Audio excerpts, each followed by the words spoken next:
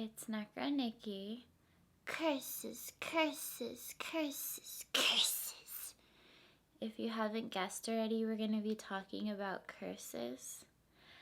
And for me, curses really lifted the veil for my magical practice. Many moons ago, I realized that words are spells.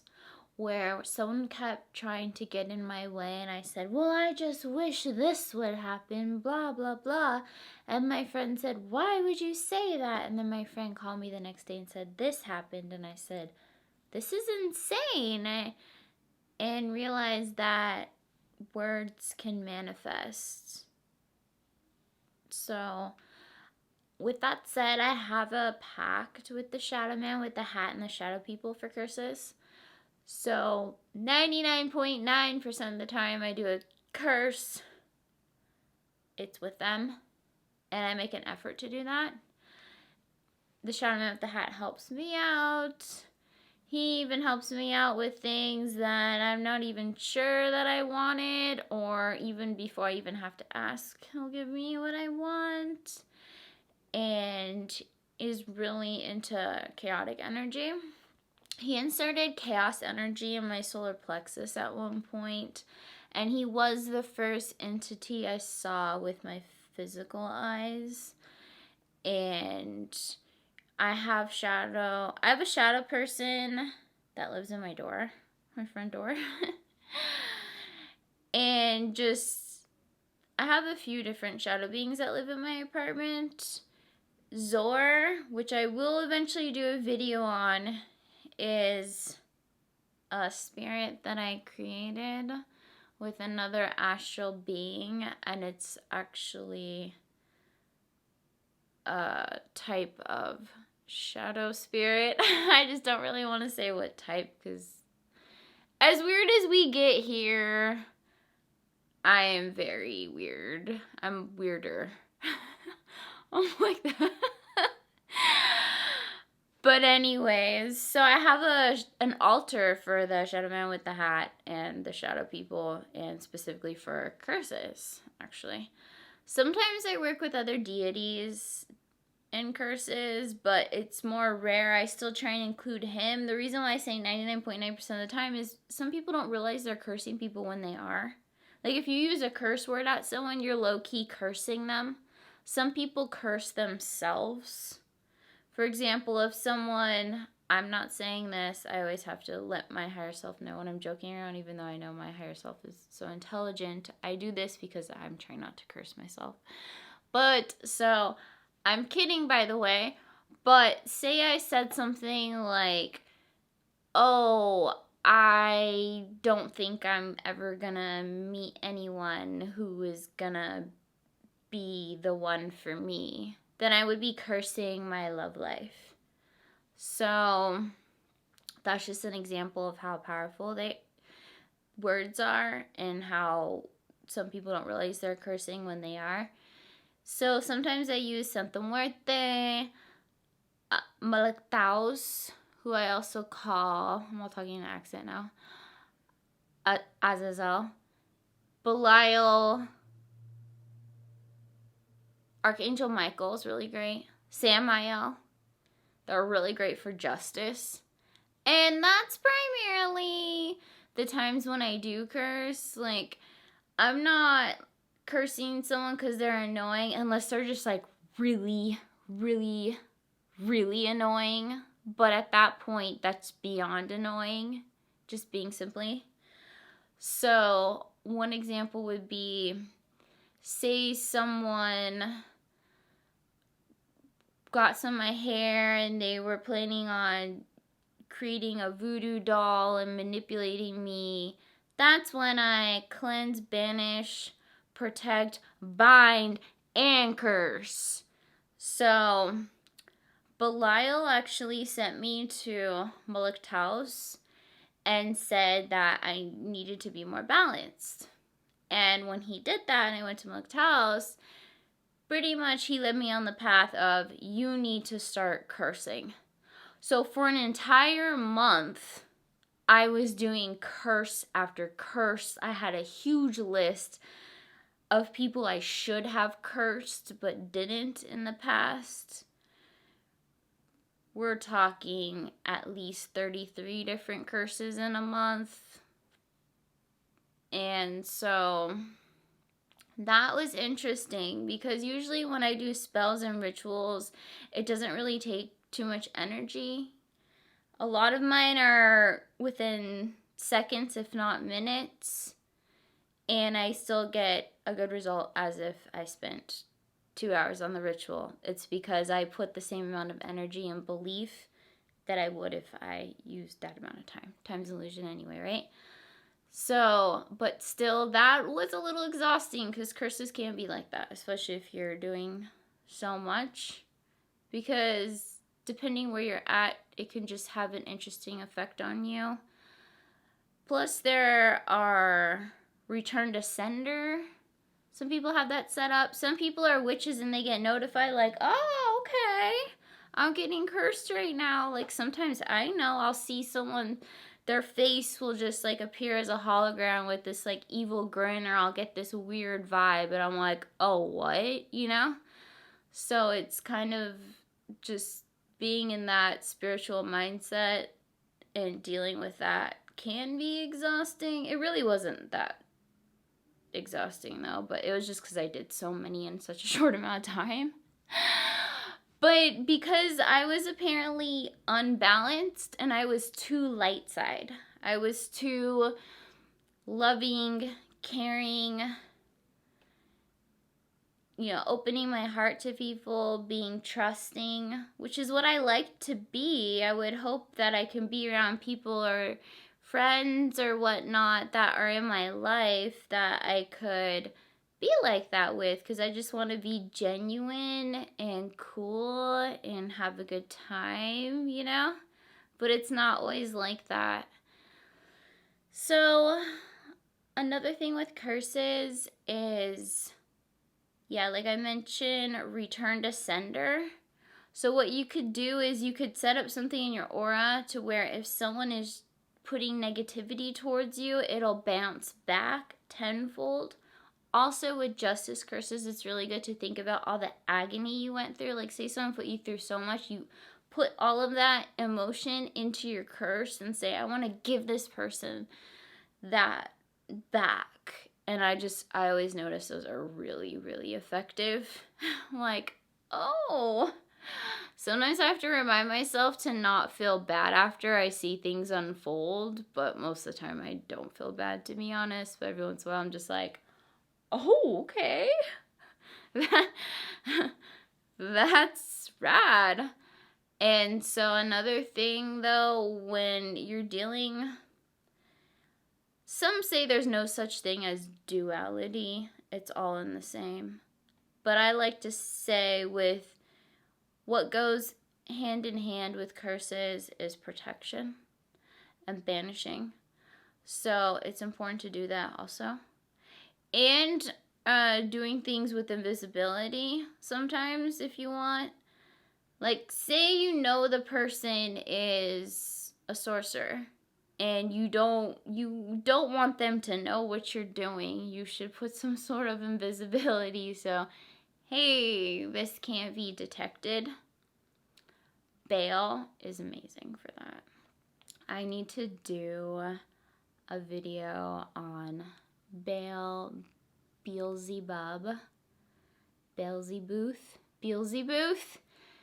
Beelzebub was the first demon I was ever attracted to. And also some of his aspects are cat, toad, and spider, which are my 3 main spirit animals. I have a lot of spirit animals though, or different aspects of myself, but I really need to do a video on that because that's like long overdue. So I want to show you some crystals that are great for protection and keeping around you. Black tourmaline is one of my favorites. This one I usually keep in my bedroom area. one might not realize that they have like astral parasites in your place. Or, I mean, not all reptilians are bad. I really like reptilians. But there was a time where some reptilians were just having me feel a certain way because they're feeding on that energy. And I noticed when I had this around, it really helped to stop it. Yeah, usually keep this big piece of tourmaline in my bedroom. I also have a bunch of smaller pieces, which are nice to, like, if you want to put them in different areas, maybe corners. I like wire wrapping crystals, and this is really good to have, like, wire wrapped as a necklace. I do custom wire wrappings, by the way. And it's just a great protective stone to have on hand. And necklaces are amazing for having crystal magic with you, especially because it's just kind of in your more of your center area of your aura. And I noticed that's actually the most effective place to have crystals, in my opinion, besides like in your hand. But it's more comfy to just be wearing a necklace, you know? And bracelets too. And this, I'm trying to remember if this is obsidian or onyx. Pretty sure this is onyx. Yeah, because, but I am honestly not 100% sure. Either, I have it written down somewhere. I'll be right back. I'm going to figure this out. Okay, I'm back. This is actually obsidian. And it's great for scrying. I love this skull because it's like almost like a crystal ball. Like, I just kind of realized that. I'm like, it's great for scrying, but I've never used it for scrying. I actually have this in my bedroom on my set altar. And so it's also great for absorbing negative energy. Protection, obviously. I mean, with black stones, I know a lot of people like to use black stones for protection, but it can also be used for curses as well. So it's like one side of the pole. So that's what I usually do with all my crystals. I can use them for extremes and, you know, multiple uses. And yeah, of course, death energy, especially this one in particular because it's in the shape of a skull. So necromancy. Which reminds me, I really need to go to a cemetery. I was supposed to do, I know I mentioned this in previous videos, or at least a previous video, when I went to the cemetery. And there are 2 spirits I'm supposed to work with. What's crazy is, like, I kind of want to get more involved with a cemetery. Possibly ruling a cemetery, as weird as that sounds. But I know it's like a requires a lot of dedication to where you're constantly there and you get to know all the spirits and you get just more insight. But the reason why I'm wary on doing that actually is because I don't really want to be tied down to one. I don't want to be so tied down to a place, but I guess I could do it in a way where I'm saying, hey, I'm not tied down to this cemetery because I'm going to send out of here. So yeah, I just got to get out of that mindset of thinking that. But I guess when I hear other people talking about doing that, I'm like, it kind of sounds like you might get too attached to that cemetery, you know? But a lot of spirits like hanging out at cemeteries, and I don't really blame them because I don't blame them for spirits who are, you know, still wanting to be here or connected to this reality in some way. Because at least you have other spirits to really hang out with. But I know that there are spirits that like hanging out at my place. Like my spirited dolls.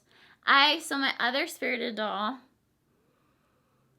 I should just grab them. I'll be right back. This is funny because I was planning on doing like a whole different video. And I probably shouldn't be getting away from the camera constantly, but okay, this is the last time I'm going to leave. I'll be right back. I'm going to grab my dolls. So this is Zor. Zor looks so happy right now. Their facial expressions change. I don't really have to cater to them. They just like being here. So Zor is actually the spirit I created. Malik Taos had me do it with, recommended, with another astral being. But it was just really funny because the astral being he had me create the spirit with, I just wouldn't have expected that. It was probably one of the least astral beings I would think he wanted me to do that with. But I was like, okay, sure. And Zor is a shadow entity. Loves going to Saturn. Isn't... So he leaves a lot. So he's not here a lot, but he likes to come back. And that's... what's up with that? Now this is Tabitha. She came spirited. I got her at a flea market. She looks sad today. Why? Do you not want to be on the camera? Okay, I think she's just shy. And it was crazy because when I knew I wanted a spirited doll, I think she was calling to me in particular. Because the person I got her from was saying, oh, she, like, a lot of people think that they look, because they came as a pair, obviously. They look very similar, you know? Oh, hi, honey. And so, like, he just kind of had her, like, hidden, like, in the back area, like, laying down. And I was looking for a spirited doll, so obviously it was just a calling that day. And he was saying that, like, most people were, like, scared of them and said they were spooky. I'm like, well, that's why they're so beautiful. And yeah, so the spirit that's attached to this doll was obviously really attached to this doll in particular when they were around. She was just really finicky when I first got her. Like, she was crying. Like, I actually heard her crying, like, cries out loud. And then the time that I got them too, I was working with Voodoo and Dambala in particular. And for some reason, after having them for a short amount of time, I was thinking, like, okay, I kind of felt bad because I wasn't giving them so much attention. So I was thinking, maybe I should find a better owner. Actually, it was before I had Zor, so it was just one spirited doll, if I remember correctly. And so during that time, actually, Dambala and some of the other Voodoo spirits really did not like the idea of me wanting to not have the dolls anymore. They liked dolls, and they were kind of like, no, that's not cool. I remember, like, waking up in, like, sleep paralysis and being shaken. It was, like, the day I was going to see if I can find a different home, so I'm glad I did not. And they just love being here, and they're, like, really low-key and fun, and they're happy. So I like to do nice things sometimes. Like, one time she asked me for candy, so I got her a candy. But most of the time, they're just kind of here and safe, and so that's that. Maybe I'll have to do another video in the future. I'm not sure when I have more to say about them, because they kind of just do their own thing. I'm, like, not the type of person who's, like, I'm very independent, you know? Like, I haven't had a pet for a long time, so, like, having dolls was actually a big deal for me, because I'm like, I want to be, like, you know, good, and have them, you know, be happy here, so, well, thank you for hanging out, and discussing all this. Well, I mean, discuss it with me. Let's have a conversation. So if you want to leave a comment and tell me a story, whether you have had an experience with the spirited doll or protection, tell me something. Let's talk. And so please subscribe. That'd be amazing. And turn the bell notification on. Also, I want to mention my Instagram. I'm pretty active on there and post stories and whatnot. Sometimes I post like, what I'm reading, what I'm into at the moment, so you can get more insight on my life. Later, darlings.